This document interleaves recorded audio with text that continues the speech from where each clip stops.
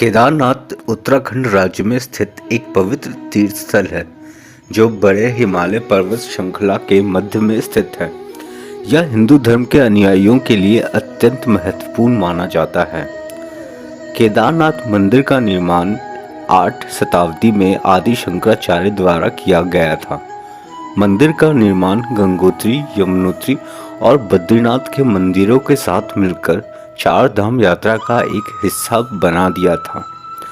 केदारनाथ मंदिर के पास एक कुंड है जिसे कवच कुंड कहा जाता है। यहाँ आदि शंकराचार्य ने लोगों को मंत्र देकर शिव की रक्षा के लिए कवच पहनने की सलाह दी थी, इसलिए इसे कवच कुंड कहा जाता है। केदारनाथ मंदिर में शिवलिंग है जिसे बाला शंकर शिवलिंग कहा जाता है।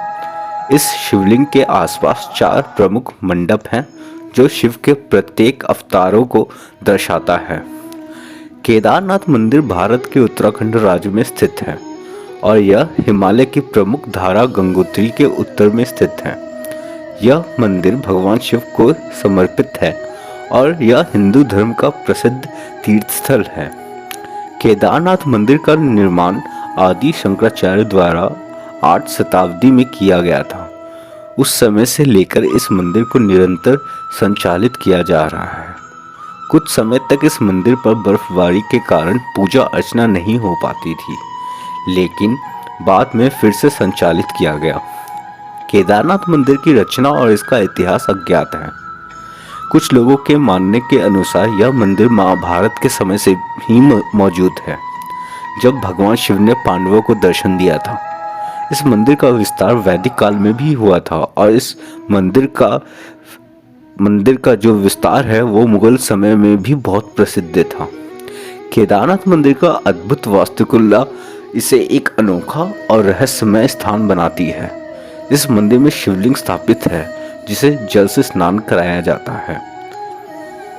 केदारनाथ मंदिर के आसपास कई कहानियां मौजूद है। इस मंदिर हिंदू धर्म के एक महत्वपूर्ण तीर्थ स्थल है जो 4 धामों में से एक है। केदारनाथ मंदिर का इतिहास बहुत पुराना है और इसे भगवान शिव की तलाश के लिए बनाया गया था। इस मंदिर के बारे में कुछ रहस्य भी है जो इसे एक रहस्यमय स्थान बनाता है। एक रहस्यमय तथ्य है कि मंदिर के पास एक बड़ी पत्थर का टुकड़ा है जो लगातार बड़ा होता जा रहा है। लोग मानते हैं कि यह पत्थर मंदिर के शिवलिंग के ऊपर से हटता है, जो अद्भुत होता है। केदारनाथ मंदिर को पहुंचने के लिए यात्रियों को रुद्रप्रयाग से स्टार्ट करना होता है, फिर गौरीकुंड, केदारनाथ बस कैंप और फिर मंदिर तक पैदल चलना होता है। यह मंदिर अपनी भव्य वास्तुशिल्प और स्थान के लिए विशेष महत्व रखता है। केदारनाथ मंदिर में भगवान शिव के दर्शन के लिए लाखों लोग आते हैं। केदारनाथ मंदिर के आसपास कई धर्मस्थल, होटल और आश्रम होते हैं जहां यात्री ठहर सकते हैं। यहाँ पर अनेक धार्मिक और पर्वतीय आयोजन होते हैं जिनमें शिवरात्रि, केदारनाथ जयंती और केदारनाथ मंदिर के दर्शन के समय अनेक महत्वपूर्ण पर्वतीय मेले शामिल होते हैं। केदारनाथ मंदिर के निकट आप भगवान शिव के चारों तरफ चमकते हुए गुफाएं देख सकते हैं जिनमें भगवान शिव की भक्ति करते हुए ऋषि मुनियों ने रहा होगा। अब मंदिर से कुछ दूर चलकर विवेकानंद जी का स्मारक भी देख सकते हैं।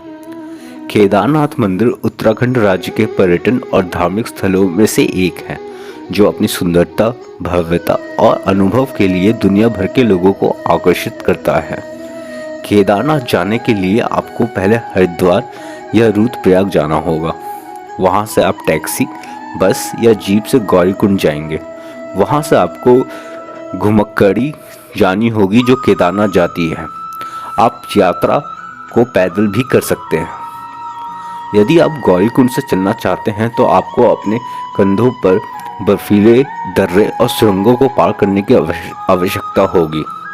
इस यात्रा के लिए आपको फिट रहना चाहिए और ऊंचाई के वायुमंडल के कारण ध्यान देना चाहिए। केदारनाथ यात्रा श्रद्धालुओं के लिए बहुत महत्वपूर्ण होती है, इसलिए आपको अपने आवास की आवश्यकताओं के अनुसार ध्यान रखना चाहिए। आप अपनी यात्रा के लिए पूर्व नियोजन कर सकते हैं ताकि आपकी यात्रा सुगम और सुरक्षित हो। यदि आप पैदल यात्रा करना चाहते हैं तो आपको बढ़ती हुई ऊंचाई को ध्यान में रखते हुए अपनी तैयारी करनी चाहिए। आपको एक अच्छे जोड़े के साथ चलना चाहिए और यात्रा के लिए आवश्यक सामग्री जैसे चढ़ाई के लिए उपयुक्त जूते, ठंडे मौसम के लिए अनुकूल वस्त्र, पानी, खाद्य सामग्री और अन्य जरूरी सामग्री को साथ लेना होगा। आप अपनी यात्रा के लिए गाइड की सलाह ले सकते हैं जो आपको सही मार्ग बताने में मदद करेगा और सुरक्षित रूप से यात्रा करने में मदद करेगा। आपको बर्फीले दर्रों और सुरंगों के लिए संभवतः स्थानीय लोगों की मदद लेनी पड़ेगी जो आपको सही मार्ग बताने और आपकी सुरक्षा का ध्यान रखने में मदद करेंगे। केदारनाथ यात्रा श्रद्धालुओं के लिए बहुत ही महत्वपूर्ण है। यात्रा के दौरान आपको यात्रा के आधार पर अपनी खुद की फिजिकल फिटनेस का भी ध्यान रखना होगा। यदि आप पैदल यात्रा के लिए तैयार हैं तो आपको कुछ अतिरिक्त चरणों का पालन करना होगा, जैसे कि दीनता और समर्पण के साथ यात्रा करना। केदारनाथ के लिए आप रेल या हवाई जहाज से रामनगर या देहरादून तक जा सकते हैं। वहां से आपको टैक्सी, बस या जीप का उपयोग करके सोनप्रयाग तक जाना होगा। सोनप्रयाग से आपको गौरीकुंड तक जाने के लिए टैक्सी या जीप का उपयोग करना होगा। गौरीकुंड से आप फिर से पैदल यात्रा करनी होगी ताकि आप केदारनाथ तक पहुंच सकें। इसके अलावा आप केदारनाथ के लिए हेलीकॉप्टर सेवाएं भी ले सकते हैं। हेलीकॉप्टर सेवाएं रामबाग से उपलब्ध है और आपको केदारनाथ तक पहुंचा सकती है। हेलीकॉप्टर सेवाओं का खर्चा अधिक होता है, लेकिन यह यात्रा के लिए समय और उद्योग को कम कर सकता है। अंत में केदारनाथ के लिए यात्रा बहुत ही श्रद्धालु अनुभव होता है। इस यात्रा करने से पहले आप केदारनाथ जाने के लिए कई तरीके हैं जिससे आप जा सकते हैं। अगर आप रेल से जाना चाहते हैं तो अग्रसेन रेलवे स्टेशन दिल्ली या हरिद्वार से रेलवे स्टेशन रामनगर या देहरादून तक रेल यात्रा कर सकते हैं।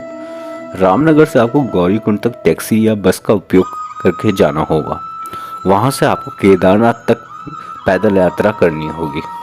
और यदि आप हवाई जहाज से जाना चाहते हैं तो जोशीमठ जिले में एक हवाई विमान स्थल है जिससे आप गौरीकुंड तक हवाई यात्रा कर सकते हैं। गौरीकुंड से आपको केदारनाथ तक पैदल यात्रा करनी होगी। सड़क से अगर आप जाना चाहें तो आप दिल्ली, हरिद्वार, रामनगर या देहरादून से बस सेवाएं उपलब्ध है जो सोनप्रयाग तक जाती है। सोनप्रयाग से आप गौरीकुंड तक टैक्सी, बस या जीप का उपयोग करके जा सकते हैं।